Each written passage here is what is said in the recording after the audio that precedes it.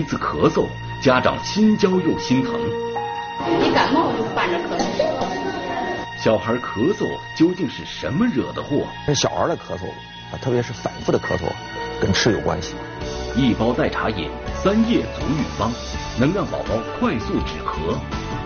不管是寒咳、热咳，其实都好用。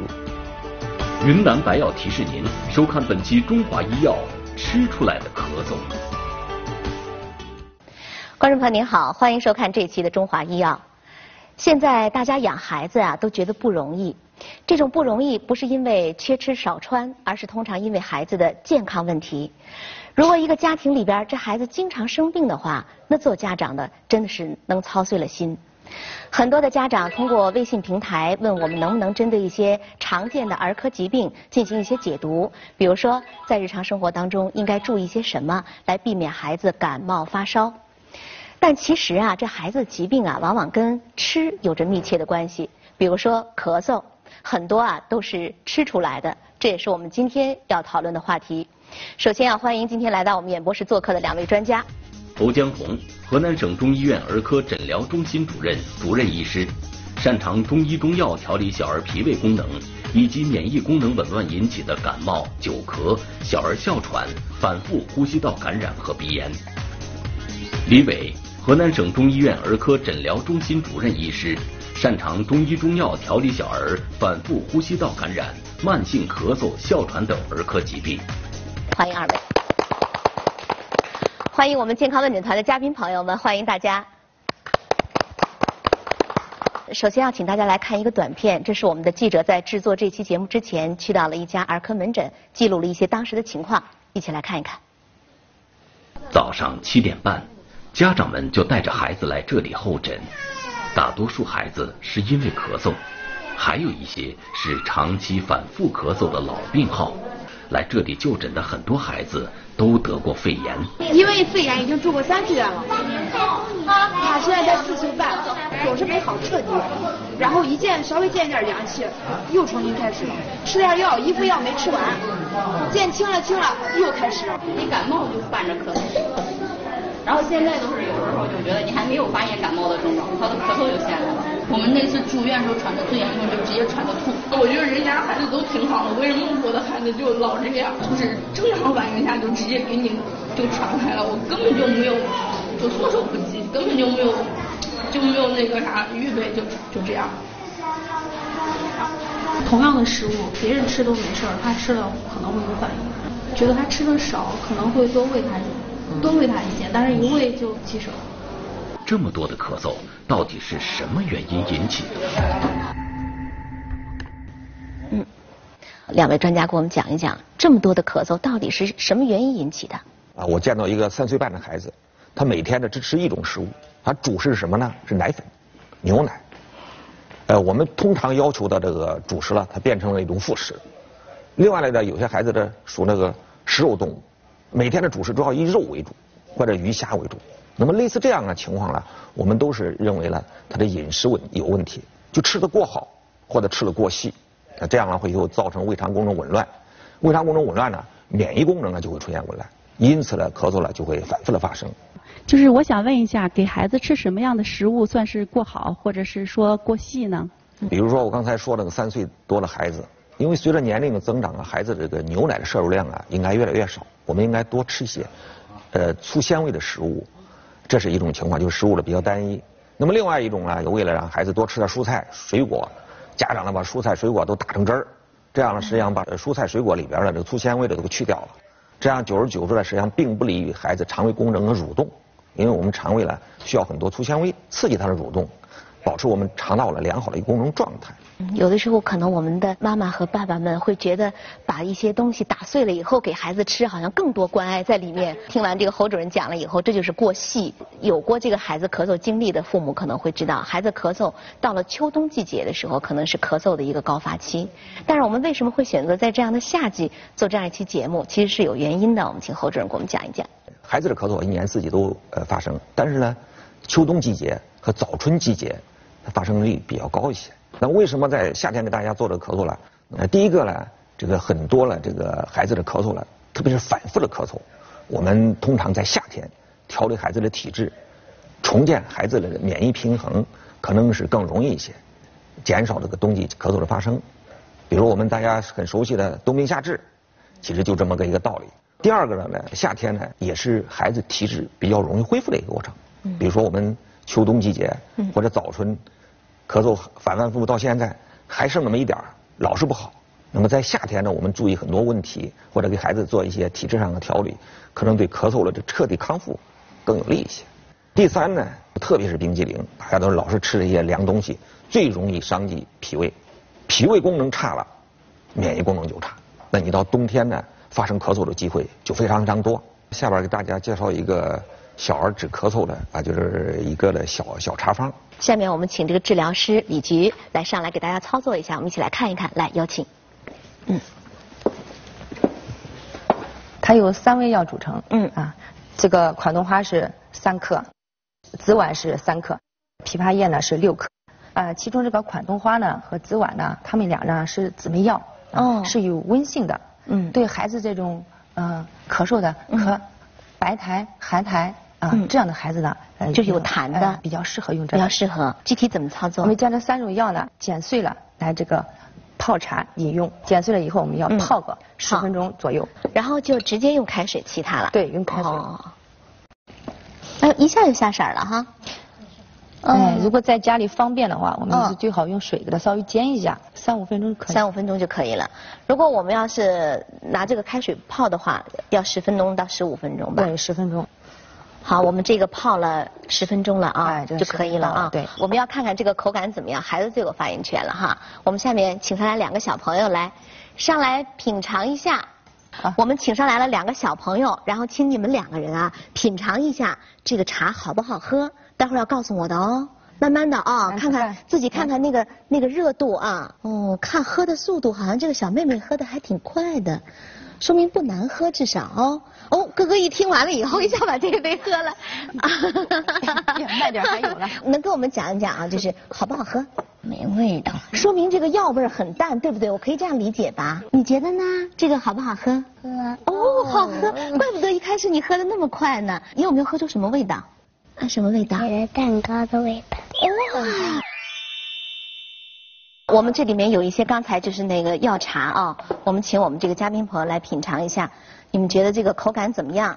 刚2个小朋友都已经讲过了，你们这样品尝了以后，可能心里就有数了哈。将来给孩子，这个里边有没有加糖啊？为什么能喝出一点甜味来？大家之所以吃出甜味来，是因为我们这3味药呢都是秘制的，经过炮制的，所以它有蜂蜜的这些香味儿。我也尝了一下，确实好像它的药味儿并不是很浓，而且有一种甜香的味道。我们看制作过程的时候，并没有加糖但是这3味药都是制过的，是吧？为什么要这样做呢？因为这药呢，生药秘制了以后呢，它会加强了宣肺止咳的作用，另外呢，口感呢也会变得更好一些。如果孩子咳嗽的厉害了，我们煮一煮，让孩子少量的、频繁的服用，那么能达到这个紧急缓解咳嗽的作用。那如果有一个问题了，就如果有些孩子就是不喜欢喝这个代茶饮怎么办？他有时候他见深的颜色了，他不愿意喝，那我们怎么办呢？如果孩子紧急咳嗽特别是晚上咳嗽比较厉害，有时候晚上孩子咳嗽了一整夜，咳嗽了孩子睡不好觉，那么我们家长呢半夜看医生也不是很方便，怎么办？我们可以在孩子睡前呢给孩子泡个热水脚，加上我们的中药药方，这样呢往往对我们的紧急的咳嗽呢有一定的缓解作用。下面我们还是请上我们的治疗师李菊来给我们讲一讲这个药包的成分，也是3味药组成这个。这叫3叶足浴疗法，艾叶15克，苏叶10克，这是枇杷叶10克。还有枇杷叶，就是这3种草药组成。那个纱布呢，给它制成一个纱布包，一会儿我们泡的时候，会看到。方便的话，妈妈在家里呢，不穿的秋衣秋裤的，也可以把2头一扎。这个方法简单了哈，好多我们那种棉毛裤小孩的那种要不穿了以后再用这个袖子是吧？对，2头一扎，对，然后把这些药放进去，扎紧了，给它泡。这个好，在家里方便了，我们可以就是把这个3叶方这个包裹呢，给它煮一下，煮个10分钟呢，效果会更好一些。好，我们现在看到这个果果已经坐这儿了。对于孩子来讲，就是这个水温的要求，这个水温呢是，我们泡之前要给孩子试一下，就是用我们的前臂掌侧面这儿的温度。这的皮肤对热是比较敏感的，你要试一下。这个不烫就可以了。你家里有温度计的，你方便了你自己测一下，38到40度。水量呢一定要没过这个孩子的这个踝关节以上，哎，我们这个水量就可以了。每次呢泡个10到15分钟左右就可以了。或者呢我们的小朋友泡一会儿，哎呀，他妈妈我头上出汗了，哎，就看看我们的额头，额头稍稍有汗出了，哎，这个时候就可以了，不要给孩子泡得大汗淋淋的。足浴期间呢要注意多给孩子多喝水，哎，不要着凉了，不要吃这个寒凉的食物，比如说冰激凌之类的凉东西。每天呢给孩子泡一次，哎，3到5天是一个疗程。这呢有助于缓解孩子在夜间的咳嗽症状，哎，有利于他睡眠，还可以预防这个小儿感冒咳嗽。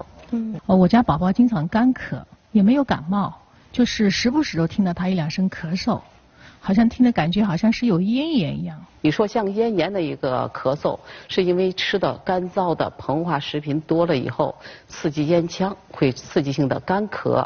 如果时机的话，晚上咳嗽会加重。下面我们通过一个短片来了解一下，如果孩子要是吃的过杂了以后，会对健康带来怎样的影响？我是人身体里的垃圾制造者，毒气小精灵，喜欢吃零食，不喜欢吃饭。今天傻瓜主人又给我送来这么多好吃的，有巧克力、雪糕、薯片、辣条、干脆面、火腿肠、山楂片、棒棒糖，哈哈，又可以饱餐一顿啦！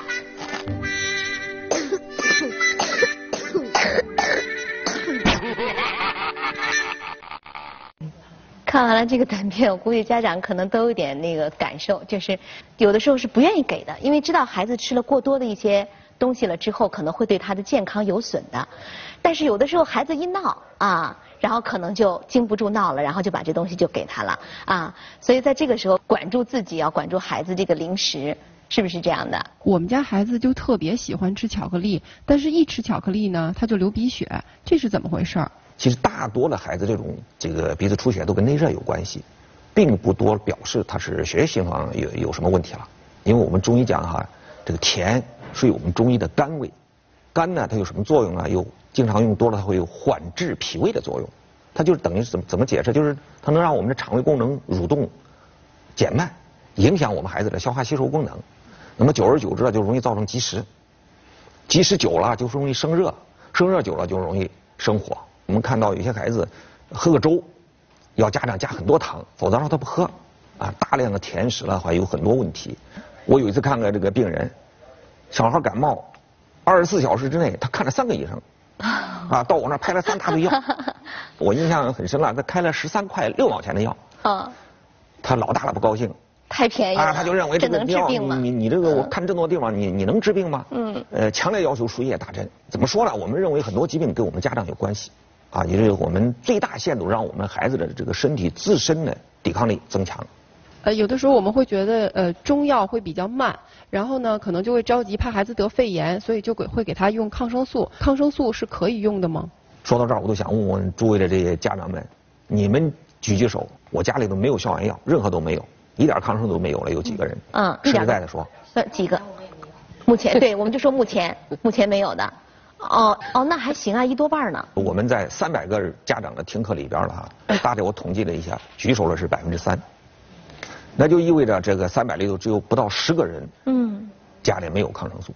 我们在门诊上遇到这样一个病人，孩子才1岁半，他说我这孩子单是住院，花了医药费就是15万。那么我们想一想，15万在1岁半的一个孩子里边，用到他身体里边有多少抗生素？你比如说。我们本来这个楼设计了抗8度地震，你今天这个装修，明天那个装修，今天一这儿敲了，明天跟这儿打了，我想这个楼的实用功能肯定不受影响。但是将来呢，能抗8度地震吗？未必。这就为什么我们不提倡滥用抗生素的很重要原因。也就是说，可能有一些孩子不停的这样的生病，也会让孩子的体质会变得越来越弱。对，如果针对这样孩子体质弱，该怎么去调养？因为他不是1天2天弱了，说我们调理的需要过程。我呢给大家介绍一个平时调理孩子比较虚弱这一类的孩子的这个一个小药方。好，来我们一起来了解一下。首先第一个方我们配器一共有6味药组成，有太子参、炒白扁豆、生栀子、焦神曲、槟榔、炒牵牛子，一共6味药。6味药呢，按不同的比例进行配，而且这个药了哈，我们要用凉水先浸泡一下。说药配好了以后呢，要倒到凉水里边。这个水呢要泡多长时间呢？一般来讲，我们要泡15到30分钟。比如说冬天我们泡的时间稍微长一些，夏天呢我们时间可以短一些。泡完了以后，包括这个凉水一并加入煎锅里煎煮，然后把火打开啊，让它慢慢的煮开。开锅了以后呢，我们把火放小一点啊。一般来讲，我们不直接用铝锅或者铜锅、铁锅啊，有不锈钢的。或者是这个我们直接用砂锅就可以了。15分钟以后呢，我呢建议大家呢再焖泡一会儿，给增加这个药液里边的有效浓度。一般的我们中药呢需要煎2次，完了混到一起，然后大家孩子再分开喝，这是一种方法。另外一种方法还可以什么呢？我们喝一次煎一次。比如说我们大孩子3岁以上煎出来以后，每一顿呢大概我们在喝的6到80毫升。再小的小孩呢，我们可以30-40毫升。那么在1岁以下的孩子呢，10毫升或者20毫升就可以了。一般来讲，每天呢服了2到3次。这种调理呢，也不是要求你们每天都要吃药。比如说我们孩子这段来这个亚健康症状很多，那么我们每周呢可以服4到5天，休息个2到3天。那么这个方呢，主要是益其健脾、消食清热的作用。作为家长朋友，怎么来判断自己的孩子是这一类体质的呢？李总，我们首先看面色，我们看看脸色是微黄的，脸上呢有白一块黄一块。我们看个小孩手掌，如果摁下起来是黄的，说明这小孩也是体质差的孩子。再一个，小孩没有力气，或者稍微的上下楼梯就要爸爸妈妈抱，就特别发懒。还有一个汗出比较多，汗珠就往下掉。我要给大家介绍一个保健的一个穴位，你就请这个治疗师李菊上来给我们现场演示一下啊。大家看，小朋友低头的时候，你看这背部有一个最高的凸起点，对，这个点是我们说的大椎穴。沿着大椎穴呢往下数3个棘突点，这是1个，哎，2个，哎，3个，哎。这个第3个棘突点呢，往下有一个坑，第3和第4之间的这个位置是吧？对，这个凹陷处，这就是我们说的深柱穴了。哎，这就是深柱穴的位置。因为孩子呢皮肤比较娇嫩，我们今天选择的是温和灸，温热很舒服的。这个距离皮肤呢是2到3厘米，因为孩子呢爱动是吗？我们一定要注意这个距离。哦，就是说在给小孩灸的时候，可能更要注意到它的高度。孩子呢。坐在这里也可以，有的在家里愿意趴到床上也可以。来告诉我果果，现在有感觉吗？有点热热的感觉，热的感觉哦。微热。我们现在看，其实它的高度还是挺高的啊，已经感觉到热的感觉了，是吧？这个热的感觉你觉得舒服不舒服？算舒服。哦，算舒服。灸一会儿呢，这个我们要谈一下这个艾灰。我们一般灸一次需要灸多久的时间？每次呢灸个5到10分钟左右。灸着孩子说微热了，或者是孩子的皮肤呢稍稍有发红了，每天灸一次，每天灸一次，连续5天呢是一个疗程，每月呢给他做一个疗程。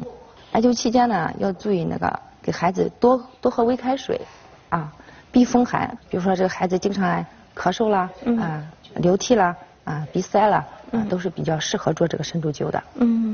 刚才我们看现场那个治疗师李菊给这个小孩给现场灸了一下哈，下面我们要请侯主任给我们讲一讲这个灸深柱穴这个方法是适合所有的孩子都用吗？其实我们每个年龄段都可以用，只不过我们用了要注意几个问题啊。一个如果小孩小的时候我们要注意，因为我们怕这个烫着孩子。再一个，孩子刚吃完饭吃过饱饭的时候，我们暂时先不要灸。这样呢，对肠胃消化不一定有太多的益处。另外呢，孩子在咳嗽的时候，同时伴有发热的时候，体温升高的时候，异常升高的时候，我们暂时不用这种方法。那我问一下，那个小的小孩可以多小可以灸呢？其实只要是孩子能配合哈，我们觉得都可以。那几个月的小孩能灸吗？要我说啊，过半岁以后我们都可以用。过半岁以后哈。对，6个月以后我们都可以考虑用。那孩子要趴那睡的时候，你都完全可以给他灸。因为他醒的时候，他反而容易动，容易烫伤。那你可以离得远一点，温度稍微轻一点，让孩子有点感觉。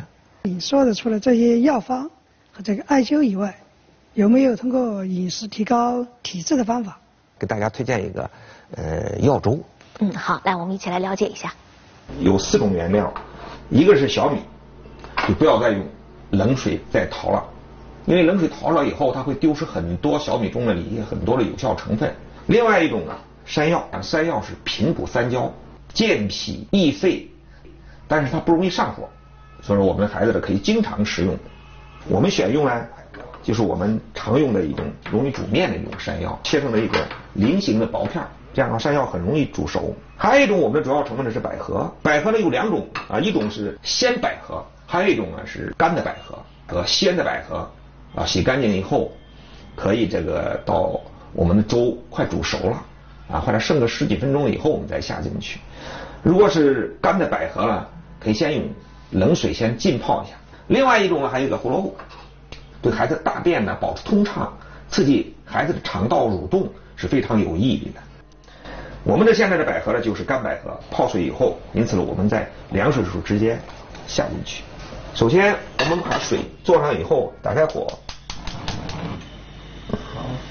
水已经开了，然后呢我们可以下进去小米，然后山药同时也可以下进去，胡萝卜片也放进去。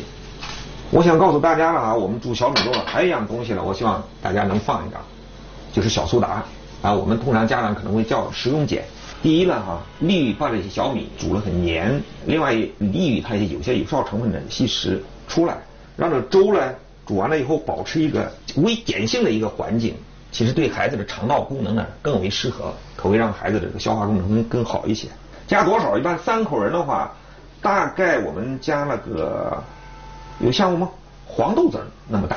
一般来讲，大滚15分钟以后呢，我们再放小火再煮15分钟，大体上在30分钟左右，啊，这个小米粥就可以煮得很好了。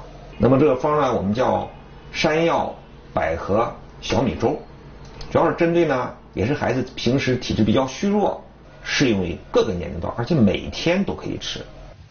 确实，这个粥是适合各个年龄段的人，而我们都知道粥是很养人的。我们也会看到一些这样的情形，就小孩子不爱吃饭的人很多。但是我有一个朋友的孩子恰恰相反，这个孩子胃口特别的好，就是你给他什么他都吃特别香，而且好像胃口还特别的大啊，能吃很多的东西。但就是有一个问题，会经常积食。这样的孩子怎么办？比如我们先说吃的多，那么孩子可能长得特别胖，那么这种孩子也是肠胃的过度运化吸收造成的。这个负担过重了，肠胃功能紊乱了，他就免疫力低下。免疫力低下，它就容易出现咳嗽。除了我们饮食上一些注意事项以外呢，我呢给大家推荐一个简单的摩腹的方法。实际上简单就是揉揉肚子，给孩子揉揉肚子，利于孩子的消化。好，下面我们请这个小朋友给我们配合一下，来给我们教一教摩腹。首先呢，我们让孩子呢平躺在床上，抱搂腹部，或者是冬天特别冷的时候，我们的手呢要提前用热水洗一下，这样接触孩子的皮肤呢比较舒服。或者隔着一层秋衣也可以，用这个手指的指腹，或者手掌掌面紧贴皮肤。开始呢由慢到快，由轻到重，顺时针，顺时针泻法。什么情况下用泻法，什么情况下用补法呢？比如说孩子呢现在咳嗽比较明显啊，大便秘结、腹胀、积滞，这个时候呢我们孩子用泻法。还有一种情况是，孩子现在拉肚子，这个时候呢我们要用补法，逆时针这样揉，什么程度合适呢？揉着揉着，有的孩子我想尿尿，有尿意了，或者还揉着揉着孩子放屁了，排气了，这个时候呢就可以了，健脾和胃，帮助消化，提高免疫力的效果。就您刚才给我们推荐了这个摩腹的方法，可以消食。除了这个方法之外，还有什么其他的方法吗？有些孩子的这个积食体质特别明显，不能单单有摩腹能解决问题了。我们给大家可以推荐一个治疗积食的这个小药方。这种积食的症状特别明显的，很少有孩子超过48小时，它是各种病可能就会出来了，比如说发热呀，积食了很多症状啊，甚至咳嗽的加重啊，就可能发生了。好，我们一起来看一个短片，了解一下。这个小药方呢，一共由5味药组成，一个是呢茯苓，我们用10克，第二味药呢是炒麦芽，这个呢也是用10克。第3味药呢槟榔，我们也用10克。第4味药叫栀壳，栀壳呢我们用6克。最后一药是栀子，栀子呢我们用8克，放到这个冷水里边浸泡呢15到30分钟。那么浸泡完了我们再煎煮。这一副药一天呢煎3次，我们可以喝3次。这个小处方主要是用也是针对一些容易积食的孩子。我们家长可能会告诉你，我的孩子特别容易积食，也是很容易得感冒啊、咳嗽啊、哮喘啊等等，因为他的口气来源于他的肠胃，这个肠胃的发酵异常产生的这种臭味的，这是最典型的一个特点。那么另外一个特点呢，肚子胀，敲着肚子鼓鼓的，有时候孩子可能喊着肚子不太舒服。另外呢，孩子呢晚上睡觉翻来翻去的，频繁的磨牙，大便特别的黏腻这一类孩子了，我们用这个小方起到一个消食导滞清热的作用。你好，侯主任，我想问一下，就是那个我们家小孩老爱喝酸奶，但是一次喝好几瓶。那个老人呢，他觉得喝酸奶会促进消化，但是我觉得喝多了不太好。您看他是喝多了好还是喝少了好？这个孩子喜欢喝酸奶，这是个普遍现象。有些家长呢觉得这个酸奶利于消化，富有营养，说整箱的给孩子买回家让孩子喝，孩子呢连续喝几瓶，饭也不怎么吃了。酸奶呢我有助于消化，这是对的。如果少量了喝点酸奶利于消化吸收，但是过量了这就不行了。过量呢是不光是酸奶，这酸性的，比如说水果，山楂、草莓，还有樱桃、橘子、菠萝、西红柿等这些酸性比较强的一些食物，那么吃多了的话都不好。一个是酸性东西吃多了会改变孩子的体内的酸碱平衡反而呢影响孩子的消化功能，引起肠胃功能的紊乱，所以说进而呢引起咳嗽。为什么？你看看有些孩子咳嗽了本来轻了，参加个家长的这个婚宴或者什么这个类似这样的一个聚餐活动，一喝饮料回去孩子又咳嗽了，甚至第2天又厉害了。那么另外呢还有一种情况呢，就是过酸的东西久了会容易让孩子上火，上火了以后就生热这个呢也会出现问题。更有甚呢，有些家长一看上火了，那好办了，那我给他吃点清热泻火的药，说经常买一些非处方的清热泻火的药。虽然你清热了，但是这泻火的药在我们中医来讲它都是有一些这个苦寒的药物，而苦寒的药物呢，它对这个肠胃功能它有不良的影响。在孩子上火了，我们都可以用一些，但是你经常用多了，特别是有些孩子是脾胃比较虚弱的时候，苦寒是伤脾胃的。所以说这些凉的药、酸的药我们都要注意。我们家孩子特别容易爱上火，每隔一段时间就要咳嗽一次，特别是晚上凌晨的时候咳得特别厉害。我不知道他为什么火会这么大，有什么办法能够让他的火小一些吗？第一个，我认为孩子不要吃过多的这高蛋白、高脂肪的一些食物我们中医叫高粱厚味，类似这样的食物我们不要吃太多，这是第一个。另外，膨化食品煎炸的食物或者这些干果一类的东西，那么类似这样的东西都特别容易上火的，我们少吃。那么第二个呢，我们要多喝水，因为我们知道孩子这个水的话，通过尿液是排除体内垃圾很重要的一种方式。家长特别容易给他吃的一些功能化食品，比如保健食品或者我们中药的一些补药我们经常遇到这个家长就是说，侯医生，这个我们弄了很多虫草，那么孩子体质很弱，能不能经常吃？甚至有些保健药是国外进口的，那个我也看不懂是什么药，或者怎么有多么好处如果是这些药是能解决孩子的很多问题了，那我们就简单了其实这些大量的补品这些药，我们不要给孩子随意的这个使用。你看有些家长给孩子的这个身体没补好，给孩子的这个性早熟给补上去了，小胡子出来了，这有所以说就大量滥用这些补品的很重要的方式。我们最大限度的从饮食中去获取。其实我再给大家推荐一种这个饮食的一种方法经常吃这些东西的话，可以让孩子的这个火气呢小一点，也是一道粥。好，我们一起来看一下它的制作方法。我们叫山药杏仁糯米粥主要是针对孩子的咳嗽偏热的，比如说咳嗽、痰黄、痰稠，或者是小孩平时内热比较大而伴有咳嗽的。第一个糯米量了多少呢？比如我们3口之家，我们比如说用100克，还有一个生薏米用多少量呢？跟我们的糯米呢，一般来讲是1/5。生薏仁因为特别硬，不太好煮，用水泡一下，一般泡6个小时左右。泡完了以后呢，还可以捣碎。如果是再小的小孩还觉得颗粒有点硬，那么我们可以煮成水。煮成水之后把生米捞出来，然后用那个水的再煮其他的东西。杏仁杏仁呢有2种杏仁，一个是苦杏仁，一个甜杏仁。苦杏仁我们主要是用于药用，说我们一般的孩子呢不宜长期使用，而甜杏仁呢就没问题了。还有一种我们这个药粥里边的一个主角是叫荸荠，我们有人把它称为叫水下雪梨。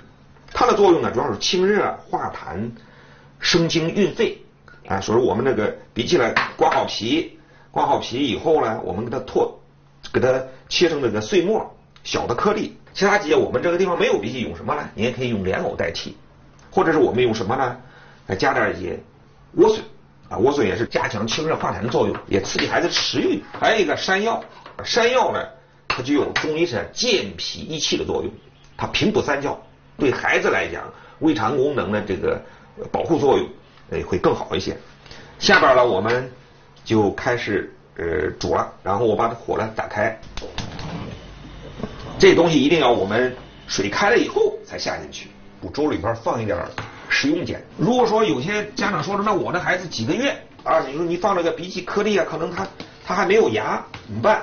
那么我们可以把这个荸荠也好，山药也好，包括我们可能你用莲藕或者是说是用这个莴笋也好，我们也可以事先把它打成汁儿，打成汁儿了以后作为汁儿放到粥里边煮，一定要在粥煮了差不多熟了提前个10分钟左右，然后把那个汁儿倒进去，再稍微一煎煮，就可以让咱们几个月的孩子就照样就可以饮用食用了。现在您看煮好了，我们把莴笋放进去，我们搅一搅，稍微一煮，我们就可以盛出来了。这道粥我们的这个编导回去给他的小宝宝也做了。他说他发现，给他宝宝做其他粥的时候孩子喝1次大概就不想喝第2次了。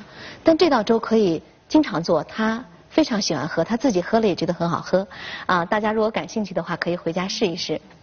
下面要问一下侯主任，就是刚才您提到这个粥可能有清内热的这个作用，我们非常熟悉，都说上火，但这个上火的具体表现到底有哪些？教给家长一些简单的识别的方法。那么第一个呢，就是手心发热手心发热，脚心发热我们用手心对着孩子的手心或者对着孩子的脚心摸一摸，是不是感觉很烫？如果手心脚心你没有感觉发热，看看手心脚心红不红，很红呢也表示内热。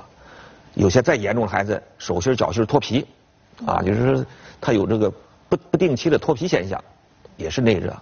还有一种就大便干结，孩子几天一次大便拉是很费劲这也是内热的一个特征。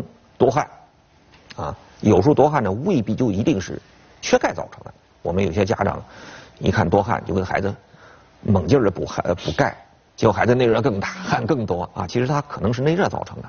再一个看看孩子的舌头舌质是不是特别红，如果舌质特别红，经常红，因为我们正常孩子的舌头是淡红色，也表示内热特别大。尿黄小便黄，内热比较大的一种表现因为早上孩子经过一夜的尿液弄锁了，他肯定会黄。那么这一次我们不作数看看平时的尿液怎么样。那么再一个，有些孩子的眼屎特别多经常出眼屎特别多，所有这些问题都表示你的孩子的属于这个热盛的体质这都很容易有病。那个如果孩子的这个内热比较大，除了我们给大家讲那些饮食生活注意事项我也给大家推荐一个供大家平时的调理孩子这种体质、这种亚健康状态来使用。好，我们一起来看一下。家长通常说我们的孩子火气很大，老是内热很重，那这类孩子呢也是很容易得了一些呼吸道感染疾病，咳嗽反复的发作。接下来给大家介绍的这处方呢，一共由5味药组成。白茅根一共是15克，车前子也是15克。大家看这个车前子的种子非常的细小，煎煮的时候它容易粘到锅底，上面的干的时候容易飘到上面，所以一般的话我们中药的车前子要通过包煎。这是我们做了一个2层的一个纱布，然后倒到里边包起来，我们不要包得太紧目的是为了药物的充分的煎煮，然后用一个线绳给它扎起来。第3味药是牛蒡子，牛蒡子呢是要炒制的，它需要有10克。第4味药呢是生大黄，一般用3克就够了。大黄呢，如果是这个大黄的块径比较大，我们可以给它夹碎。最后1味药是生栀子，也是10克，然后浸泡15分钟。浸泡完了以后再煎煮。煎煮的时间呢，我们也仍然煎煮15分钟。开锅以后15分钟，然后呢焖泡到能喝。那这处方呢，主要是用于那个小孩这个平时呢内热比较大，调理孩子体质、预防咳嗽的一个小处方。我们今天讲这个小孩咳嗽，我们听2位专家给我们讲了很多，会发现确实孩子的饮食和孩子这个咳嗽的关系很密切。怎么能够让孩子养成一个很良好的饮食的习惯呢？首先呢，我们让孩子呢要就餐定时，就是说整顿吃饭，因为我们肠胃和我们人一样，他也有休息有工作的时候。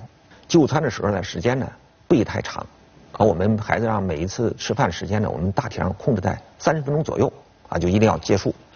不要我们孩子吃一顿饭，然后1个小时，孩子这院里玩的满头大汗，家长叫回来直接拎到饭桌前了，这肯定不好。那么还有一种情况就是早餐，早餐孩子起床和吃饭之间呢，我们一般要大于20分钟时间。有时候家长为了让孩子多睡一会儿，叫不起来，饭准备好了，连筷子都摆上了，迷迷糊糊给孩子从被窝拎出来就坐饭桌上了。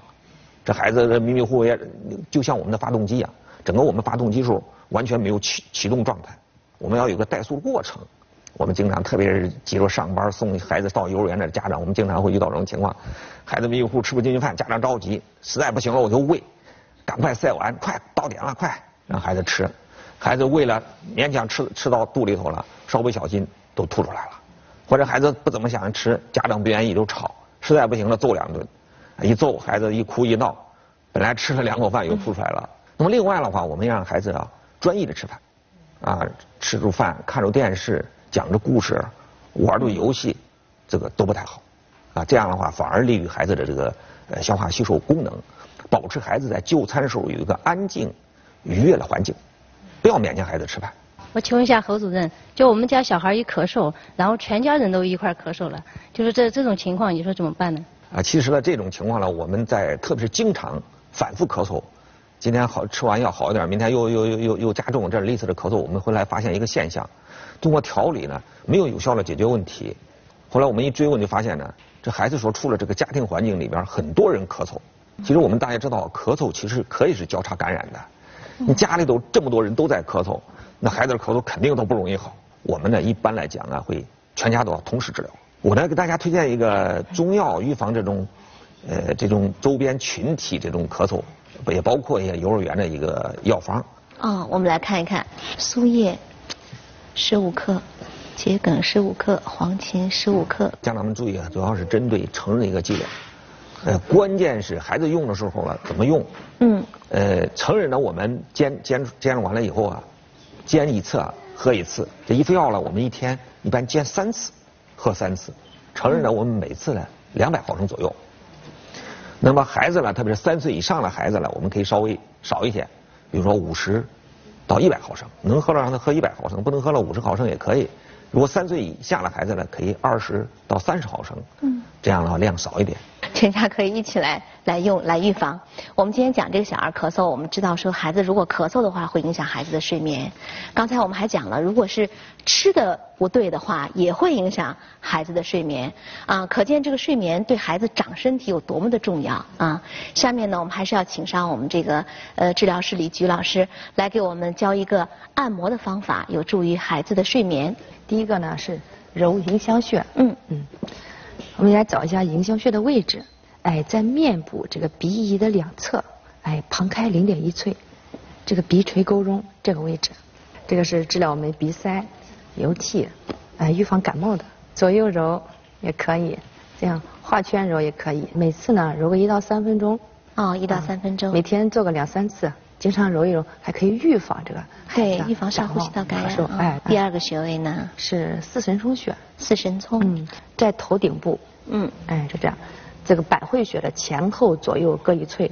首先呢，我们要先找一下这个百会穴的位置，在这个头顶部这个两耳尖，两耳尖的连线这个中点，那个丝身冲呢在这个它的前后左右是吧？哎后左右对哎先揉左右两边的两个然后这样的话在前后揉一般是多少次？或者是多少分钟？也是每次揉个3分钟。3分钟啊，也是每天那个做个2、3次。孩子在睡觉前呢，可以加强一次。在睡前做一次呢，有利于这安神益智。醒脑开窍。给我试一下啊！家长上来可以那个宝宝妈妈来，对，先找一下百会穴的位置，对，哎，耳尖就连线，哎，两线，对啊，位置，连线的终点，这是终点，哎，对，终点，前后左右，这是百会穴，百会穴，哎，百会穴的前后左右各一寸。